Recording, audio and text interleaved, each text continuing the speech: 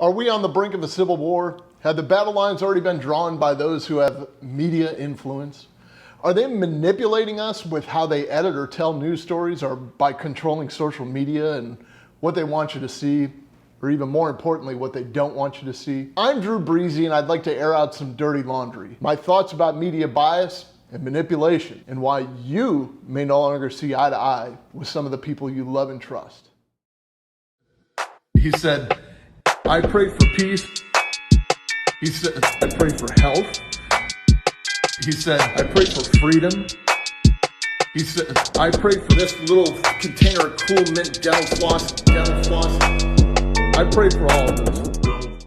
I've always been fascinated by the brain and how our subconscious is the basis of what we do in the real world. I don't want to take you too far off the Drew Breezy reservation, but I do believe the dreams we have are the subconscious providing metaphors for what you're thinking or experiencing in life, and probably prompting you to address them and showing you how to handle them.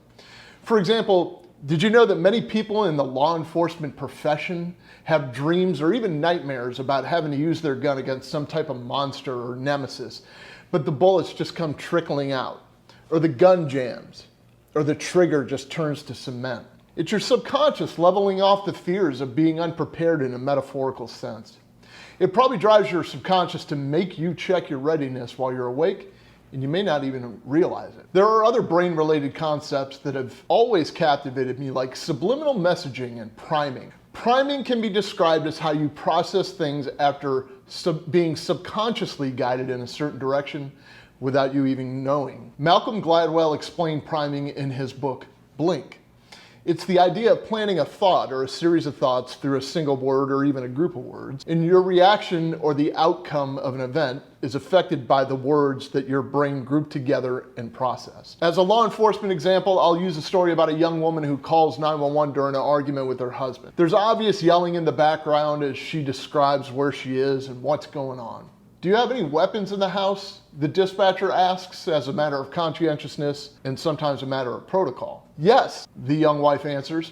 He's a veteran and he has a safe full of guns. Now, the cop who reads that while responding will undoubtedly process that and assume some bad things just to be on guard. The call literally says domestic disturbance, and the words several guns and veteran are all present and lumped together, and sometimes that takes on a whole new meaning. In reality, it's a simple argument between a man and his wife over finances. The officer may have thoughts of veteran PTSD, and other factors such as the husband having military experience or specialized weapons training. The brain is primed through past experiences, and the approach to this situation is different than just a young married couple arguing about buying an Xbox 6 instead of paying off a credit card bill. One innocent or false move later, the entire landscape changes for everyone involved. It could be the result of being primed for a worst case scenario. So if your subconscious is constantly bombarded with death, dying, ICUs, a lack of oxygen, and so on, you're apt to have an emotional response that wants you to prevent those things from happening and castigate anyone that gets in your way. And it may cause you to focus on the 1.4% of people who die from COVID in Florida, or the 1.6% nationwide. I'll show you how I did that math.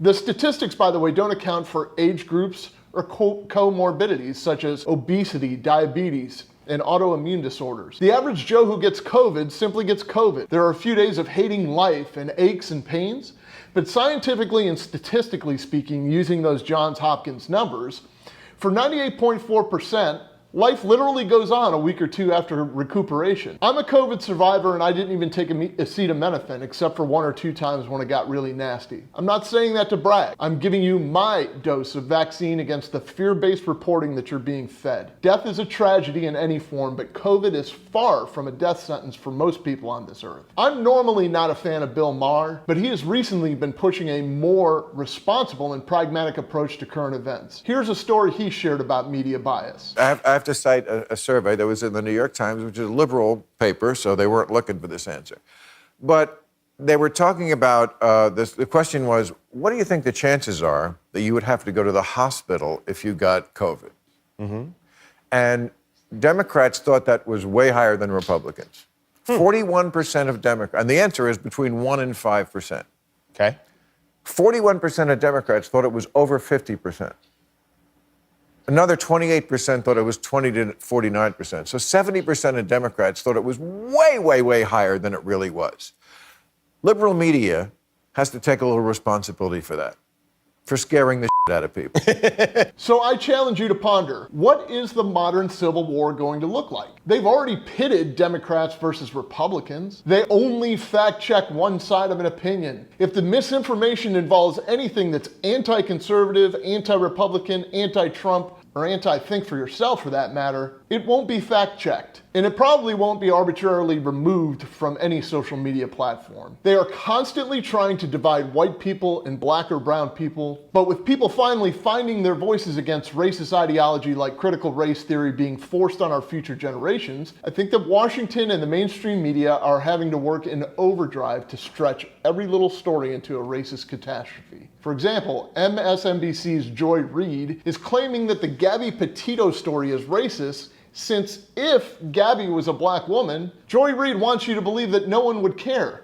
Doesn't anyone see the irony of someone whose job it is to report what is news tells us that something is racist because she knows America wouldn't be captivated by it? You mean like MSNBC wouldn't cover it ad nauseum if Gabby was black? Isn't that your job, Joy Reid? That's a racist notion by definition all day long, and she's manipulating countless Americans that white supremacy is the biggest threat to our nation, all in the name of ratings, which amount to higher advertising fees and more money for her corporation. Her fear peddling makes the network money and it drives her salary higher. So now, is the new battlefield gonna be at the dinner table during Thanksgiving? Is it the vaccinated versus the people who wanna make their own medical decisions? Is it the wall is racist people against the wall is just protecting our border people? How's that working out, by the way? I haven't heard the news in the last 15 minutes. Where is the new Mason-Dixon line, by the way? Is this new war gonna pit those who rely on the government or have to be told what to do against those that would rather solve the problem themselves? Is it those who have to be led versus those who have learned to fend for themselves? Is it a right brain versus left brain thing? Victims versus survivors? Is it victims versus victors? Is it the panderers against the doers? Maybe the gullible are gonna be pitted against the cautiously optimistic, the drama queens versus the pragmatic. Simply put, is it the calamitizers versus the fixers? Has it really come down to perception versus reality? I challenge you to watch the news tonight if that's your usual thing. Literally count the stories of tragedy, killing, violence, death, and inequality. See how long it takes you to get to a story that makes you smile. Is it before the weather segment? Then do the same thing for national or cable news. And finally, look at your news feed on social media. Is anyone saying anything positive in your feed? How long does it take you to scroll down to a positive post or one about dogs or something that makes you smile or warms your heart? Therein lies your answer. You grow on the intellectual food that you consume. If what you're consuming is fear and devastation and it's constant,